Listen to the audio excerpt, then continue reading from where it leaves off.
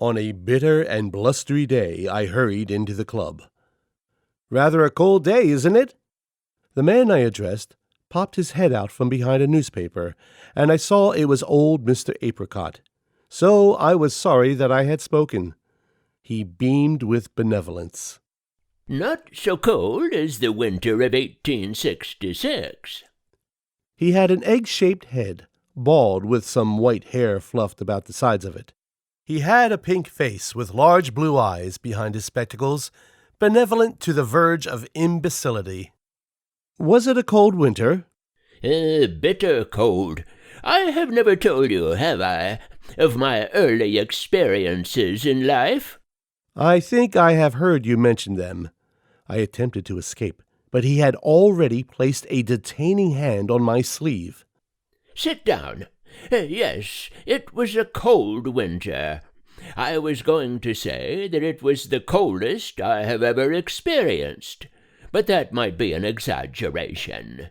But it was certainly colder than any winter that you have ever seen, or that we ever have now, or are likely to have. In fact, the winters now are a mere nothing." Here Mr. Apricot looked toward the club window, where the driven snow was beating in eddies against the panes. "Simply nothing. One doesn't feel them at all." Here he turned his eyes towards the glowing fire that flamed in the open fireplace. "But when I was a boy, things were very different. I have probably never mentioned to you, have I, the circumstances of my early life?" He had, many times.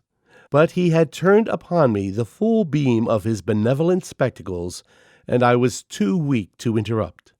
Mr. Apricot settled back in his chair and continued speaking with a far-away look in his eyes. "My father had settled on the banks of the Wabash River." "Oh, yes, I know it well." "Not as it was then. At present, as you or any other thoughtless tourist sees it, it appears a broad river pouring its vast flood in all directions. At the time I speak of, it was a mere stream, scarcely more than a few feet in circumference.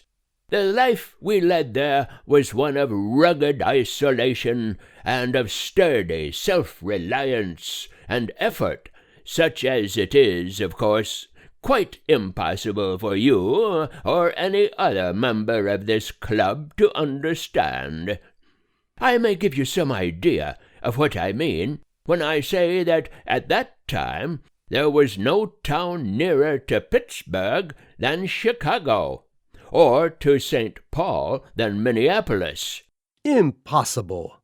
Mr. Apricot seemed not to notice the interruption. He went on in a peculiar sing-song voice. "There was no place nearer to Springfield than St. Louis, and there was nothing nearer to Denver than San Francisco, nor to New Orleans than Rio Janeiro." He seemed as if he would go on indefinitely. "You were speaking of your father?" "My father had settled on the banks, both banks, of the Wabash. He was like so many other men of his time, a disbanded soldier, a veteran." "Of the Mexican War or of the Civil War?" Mr. Apricot hardly heeded the question. "Exactly, of the Mexican Civil War." "Was he under Lincoln?" "Over Lincoln.